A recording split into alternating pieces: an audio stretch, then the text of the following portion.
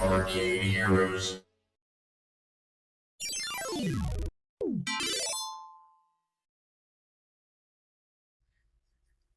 Greetings, gamers and gamerettes. It's Adam with ArcadeHeroes.com, and it's time to talk some business. Our business numbers from 2023.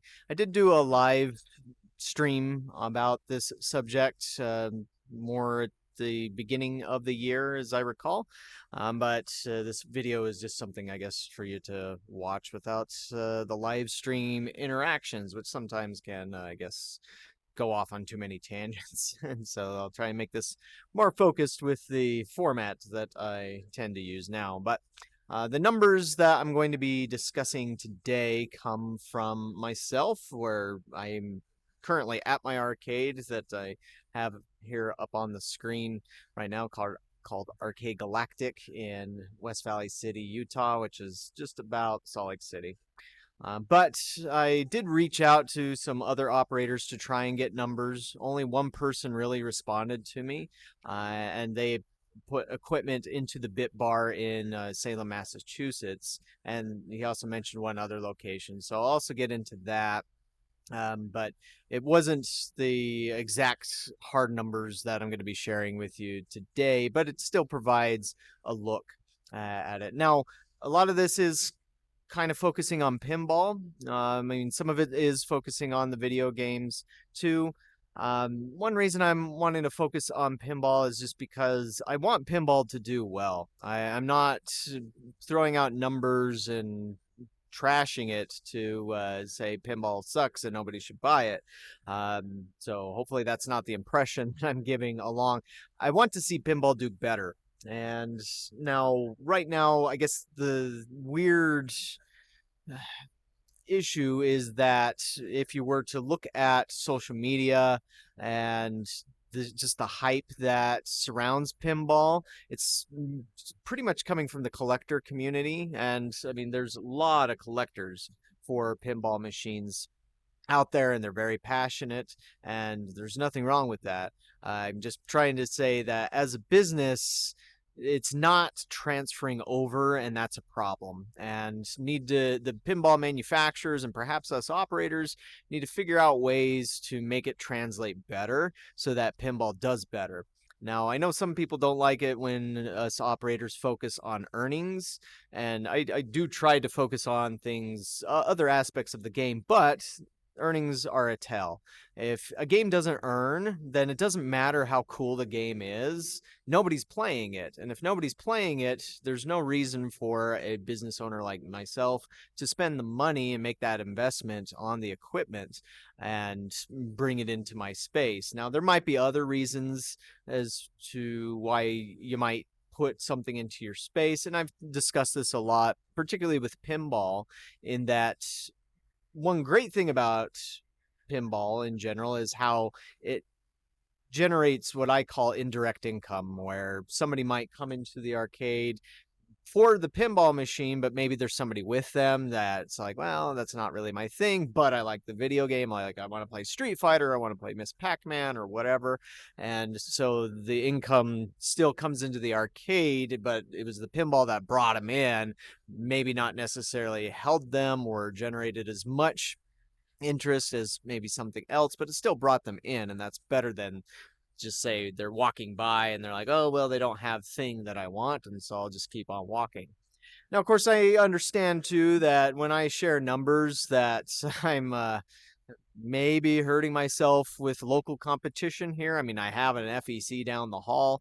No clue if they ever watch any of the stuff that I put out, but I do this because I want other people to have the information and the data behind what's going on right now with the arcade industry. As I know most everybody's not here where I'm at, and so hopefully it's going to be helpful. Now, of course, also I am just one location, and yes, pinball does do better in locations like bars, and I already went through quite a bit on another video or two as to why I don't set up a bar arcade. Now, there are bar arcades here in Utah. There's one called Quarters. in downtown Salt Lake City. There's one up in Ogden where I used to operate a location called the Lab. And from what I know, I mean, I haven't received any recent numbers on them, but when I've heard of numbers at their locations, they do very, very well. But I also don't know the whole breakdown, like how well do their drinks and food do, or their other things as well. And so I again wanted to get as broad a picture, or paint as broad a picture as I could, but almost nobody in this industry wants to share numbers. I always get weird excuses like, well, I'm under contract that I can't share numbers, and like even anonymously. And it's like, okay, I've never heard of that. Just for some reason in this business, we like to keep numbers locked down tighter than the nuclear launch codes. And I've never fully understood that. And anytime I seem to ask for it, it seems to get people upset for some stupid reason. But maybe I'm just being naive. I don't know. Well, let's get into the numbers here. So, again, I first designed this looking at pinball, but then I decided, hey, why don't I juxtapose that with how the same number of video games, or the top video games, are doing. Now, the 4 machines that are in the bluish gray, those are machines that I do not own. Those are machines that are put on here by an operator, or there's actually 2 operators that we have here. I'm in the very slow process of purchasing Ghostbusters, which I have been for quite a long time, too long, really. I really need to finish that off, but that's just one of those other payments that I'm trying to work on. But just as a note there too, it's like I do not keep all of that money. In fact, as far as I recall, it's a 50-50 split on all those machines. So I only get half of that money having it in there, which maybe covers the electrical for it over the course of the year. But as you can see, the Addams Family by Bally, I think that was, or was that Williams? All kind of the same company, right? Was my best performing pinball machine of the year, and making $1,034.75. As I recall, it wasn't really down at all, knock on wood. I always get a little nervous talking about broken games because it seems like once you do, it curses something and something breaks. Followed by, in a distant second, the Mandalorian Pro by Stern Pinball with 868.25. And then Guardians of the Galaxy. When I say Pro Plus, it's because there are some mods on the machine that make it, or elevate it a little bit above how it shipped. And so there's also some audio enhancements on this Guardians that I got. I traded my dialed in for the Guardians, and so yeah, it's done pretty well at 831, or pretty well for a pinball machine. Ghostbusters also holding out. That's had a couple of problems. In fact, recently there's a flipper problem that needs to be fixed on that one. And then under $800 was Jurassic Park. I added one of the mods to make the propeller blades on the helicopter spin around, just like the premium does. So that's one reason why I call that Pro. And then my only premium machine that I have, Star Trek, did 771. The Creature from the Black Lagoon, that's only been in my arcade since February of last year, and so that does cover most of the year. Had it been in January, it probably would have been a little bit closer to Star Trek, although throughout the course of the year, in fact, recently, it's had a couple of small issues, which is normal for machines of that age. Terminator 3 also had some resetting problems recently, and that's been a little hard to track down as to why it's doing that. And then Dracula, it was down for most of the year, or not most of the year, but part of the year, and it was pulled out, I think, in November. So it only made that much. Really cool game, though, when it does work. And then Family Guy, that was actually only there for a month. It was only there for January 2023. So multiply 72 by 12, and maybe that's around where it might have done. But you look at the video games, and my best performing video games, and it's like even Addams Family doesn't even get close to, say, what my air hockey table made. And this is something that I've also discovered in talking with various location operators when they're talking about how pinball performs. And it does seem like generally speaking, everybody loves pinball that operates it. It's just that it has a very tough time holding a candle to anything else. One thing that is frequently mentioned as to outperforming pinball by a huge margin is skee ball. Also known as, technically as alley rollers. Skee ball is actually a brand name. It's kind of like how everybody called yeah, MP3 players iPods for a long time, or everybody calls tablets iPads, even though iPad is a brand and not what the actual device is. But anyways, skee ball does fantastically well. I don't have one here. I have been thinking a lot more about it lately. But yeah, it's just not been one of those things that I've had to see how well that does. But as you can see on there, I do have NBA hoops, which are some giant basketball machines, and they did have a couple of technical issues throughout the year, but when they work, they do very, very well. And what is that? For the fifth place overall in the arcade. But Maximum Tune 5DX Plus by Bandai Namco Amusements, even though one of the units was down for, I think, almost 2 months, it still performed exceptionally well. And so, Bamco, if you're listening out there, please do more tournaments. That'd be great. I think they did one nationwide tournament last year. And then Jurassic Park Arcade, which was released in 2015, still doing really, really well, and a little better than Cruise and Blast. I was surprised to see Cruise and Blast falling down, and now maybe, I don't know if this is the case, but maybe the Switch port had something to do with it. Or, I don't know, in one sense, I kind of wonder if just only having 5 tracks on Cruisin' affects it. I always like having more content if possible. And maybe if you could buy another track for $500 or something like that and install it into the game, that'd be great. Although I guess at this point I would lose some of the cars that are no longer under license there, so maybe not. If I could add a track without changing my cars, that'd be great. And then got The Walking Dead, and I already mentioned NBA Hoops, House of the Dead, Scarlet Dawn. When I brought that in at the beginning of January, from my closed Ogden location. At first, it did better than Walking Dead, but then Walking Dead overcame it. It does surprise me a little bit as to the performance between the two. I guess it shows how strong of a license that Walking Dead is.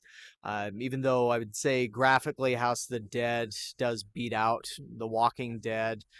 Also plays for a little bit longer. There's a little more content. It has secrets and stuff like that. I mean, I like both games, but I'm just figured that they would end up being a little bit closer together on the earnings side than they were. And then we have Luigi's Mansion Arcade, which it's understandable why that one, even though it has Luigi on it and it's a cool looking cabinet, it's sitting right here in front of me. Or I guess I could turn my camera around. It's a little harder for it to earn well because if you've played the game, you know that it's not your typical spray and pray type shooting game. It's not really a shooting game. It's a Ghostbusters or ghost vacuuming game, and maybe because of that, not as many people get into it as they do as like a zombie shooter. Niren is a surprising one, and of course I have 4 of these. I brought them down from my Ogden location. One of them crapped out. I didn't want to say September. I still need to figure that out. It might be a video card issue. It might be a power supply issue. I'm not 100% sure on that, but I need to get a hold of a tech. I guess I'm just dragging my feet because of how much I had to pay to fix Maximum Tune. Just really sucked. And it's like I don't want to necessarily pay that much on fixing my Niren, even though the hardware is almost exactly the same.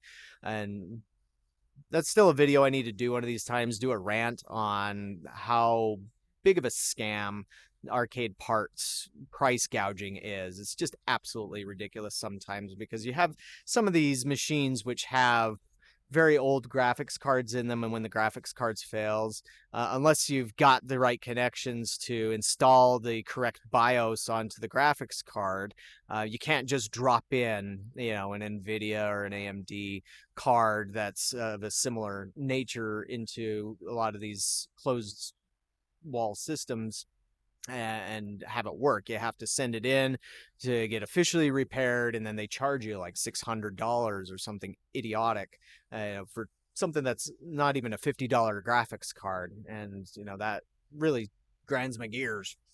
But Minecraft Dungeons Arcade, another one where I am surprised. I really expected this one to be a bit higher. I am hoping that once Series 3 cards launch, that might help drive up a little more business, but the number you see here is with Series 2. But it seems like with Injustice Arcade that Raw Thrills did, once Series 3 hit, that's when people really started paying attention to it for whatever reason that is. Not 100% sure. And then, funny enough, as well as my air hockey did, I felt like it was time to do a change. A fellow operator wanted to buy it, and so I was like, sure, I'll go ahead and do that. I guess just the mistake I made is that I thought that there's an air hockey table I've been looking at to replace it with, but the price just blew up. Last time I had asked about what the price was, it was like almost $500 less than what it is currently, and so that's made it a little bit difficult to invest in. But those are my numbers. Comment below as to what you think about them, or just whatever thoughts you have on that. But let's get into some other numbers.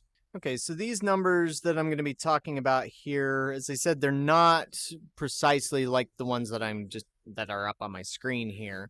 And these come from Joshua Allen, who operates pinballs and some other equipment at the Bit Bar in Salem, Massachusetts. But he told me on Facebook that at the moment my pinball lineup is Ghostbusters Pro, Wonka Pro, Super Mario Brothers. Didn't say which. I know there was two of them, but I would assume is the more common one, not the redemption one.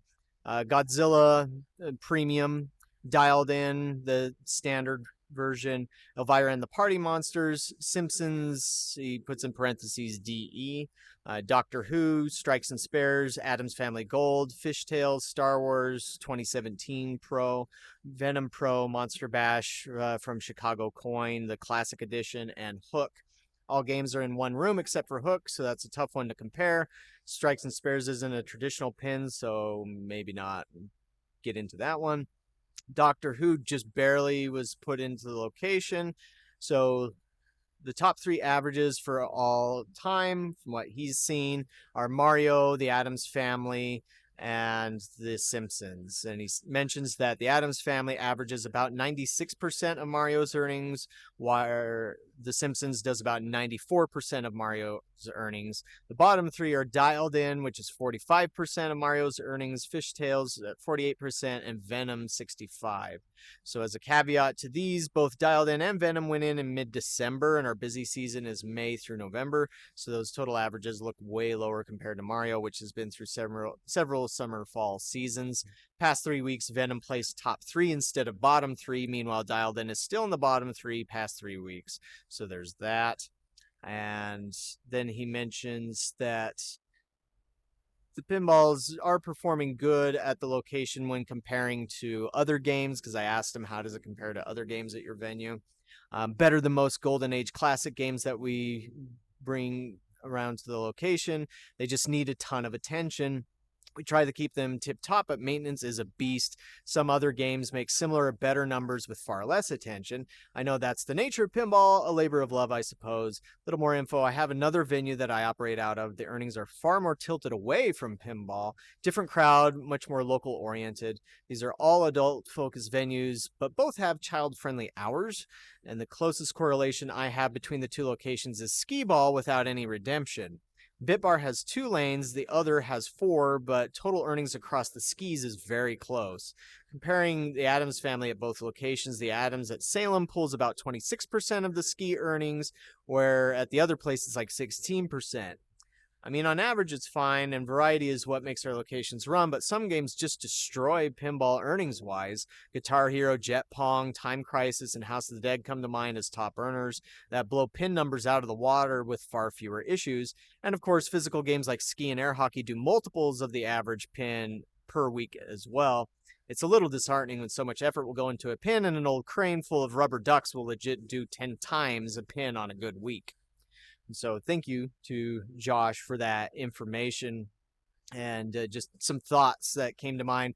I've heard frequently that Godzilla is a great game and that it seems to perform well regardless of which location it is at. Venom, I haven't heard a whole lot about yet. I mean, it is still newer from, say, last year. And so maybe that one will ebb and flow a little bit, maybe depending on movies. I don't know. Um, Interesting. I used to have a Star Wars 2017, a premium model that wasn't mine. It was from an operator. But it always seemed to be kind of average. And that's another thing. Like he mentions the maintenance. I'll get to that in a second. But one thing that I've noticed is it doesn't seem to make any difference on location of a premium versus a pro, or say in the case of Jersey Jack, where they have their standard and then they have their limited edition, then their collector's edition. And I know every company has different terms for what they call their, standard, mid, and high end machines. But the issue, of course, is that when you're jumping often between these types of models, you're often talking about $2,000-$3,000 more, and yet it's not making any difference in the earnings. And that is one of those odd things as far as why is it doing that when premiums are almost always a better game. Now, yes, there are some instances, like Star Wars is one, where the flow of the game feels a bit different than a pro model just because of those changes to it. But sometimes there's not these drastic differences that change it so much that it doesn't make sense as to why it doesn't really earn any differently than a pro does, and yet you're paying $1,000, $2,000, $3,000 more to have this machine with more stuff in it that's supposed to be a better game. And so it's just a very strange, I don't know if you call it an anecdote, perhaps, when it comes to pinball. But it's also interesting how the Addams family still manages to just kick the crap out of anything out there. I kind of wonder if anybody's trying to do a newer Addams family, say like based on Wednesday from the Netflix show that did pretty well. And I also would not be surprised. I mean, I've overheard some teenagers saying, "Oh, hey, it's Wednesday," when they come and they find my Addams family, even though she's not that prominent on the machine. They recognize the Addams family from that, and then they're like, "Wow, this is a great game." Uh, but uh, yeah, the thing about dialed in being on the lower end doesn't surprise me because I used to have a dialed in. I have videos on my channel of that, and that really shocked me. I bought dialed in expecting it to outperform anything else because it was one of the most advanced machines. I also appreciated that it wasn't relying on a license to go forward with its theme. But as I learned in operating it and playing it, was that the problem wasn't the theme itself, it was how the theme was handled. When you started the game, it made no sense what was going on. It needed to explain it. It needed to do some proper storytelling to the player, but in an arcade way, which means you have to do it very fast without a lot of talking. And now there was a comic book that came with the premium version, or sorry, the limited edition, which is the one I had, that did explain some of the story. But that's like, you can't put that on the machine for people to read or expect them to read that. And it did show certain things from that within the attract mode, but it still didn't make a lot of sense. It's like some guy finds a phone and then suddenly all these events start happening. And it's like, okay, well, All right. It was just too weird as far as how that goes, and so I think they needed to maybe have spent a little bit more time on fleshing out the story, making it a little more sensical, as to, this is a special phone that's able to, cause quantum effects that affect the weather or time or something like that. Or I don't know what the smartest way would have been to go about that. But either way, I mean, it's a great game, especially if you really get into it and you learn the rules. But I think just too many people are like, I don't understand what's going on, and this is really strange. And it looks nice, but it's still just strange, and so they just don't play it much. But another thing that Josh mentioned, as I said, I get to, was maintenance, and that's the thing that just sucks about pinball. Is now, granted, it's a natural outcome of operating pinball because it's a physical game. You have a still ball hitting these little targets at high speeds constantly over and over and over and over again, day in, day out. And so obviously things are going to fail. Now, I think there is something to be said about the quality of the parts. There have been instances where some games obviously start using lower quality parts. Now, granted, I get it that inflation has hit everything out there, and so I'm sure Stern doesn't want to be putting out a $15,000 pinball machine for a pro, and their prices have gone up quite a bit. So, like, pros for the longest time were only $5,400, but now they're around $7,000, and a lot of that has to do with inflation. But I've still noticed certain instances. One thing that was a big issue for a while was dimpling on the playfield, where the ball would hit the playfield and it would cause a little dent. And soon it would look like the skin of an orange, just all these little dimples. And like my Stranger Things Premium was like that, and even with very little play, when I first got that, it looked dimpled very early on, and that was concerning because it's like, I don't want to have to replace the playfield on this, at least not within the first year of operation. But it just looked horrible, with how much dimpling was on it. Now, that hasn't been the case with my Mandalorian, which is newer, so it seems like they fixed that issue. But the Mandalorian, one weird issue that I've had with that I've never experienced on any other pinball machine, is how often things become loose. Like, screws go loose all the time in that game, and sometimes it causes entire structures within the game, like ramps, to kind of just start falling off into the playfield, and that's a little frustrating. But the overall point that Josh makes there, and that I fully agree with, is that most of the time your video games aren't causing you a problem. Joysticks don't break that often. Monitors don't break that often. And other issues that might happen with the computer just don't happen that often. I mean, yes, they do happen, but it's nowhere near as often as what can happen with pinball. And then, of course, people who do play pinball that are really into it are far more critical, and blame the location if they don't take care of the pinball. Like, if a light bulb's out, they'll complain about it.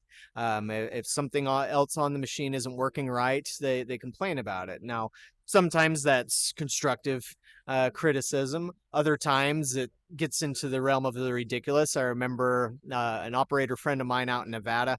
He had a machine on location where a customer had written a note saying that the magnets on this machine are overclocked. Like, he was trying to keep other people from playing it, because he must have sucked at it and was blaming magnets. Now, yes, there are some games out there with magnets and such, but not every game has magnets on it. But still, just saying that they were overclocked or whatever, and that's what caused me to lose my game, is just a silly complaint and whatnot. Now, I do appreciate it when I am told about issues so that I can get to them, but again, the problem is that you have to spend more time, you have to spend more money to keep a pinball machine running at a level that people are willing to put money into it, particularly collectors, if they do come out at all,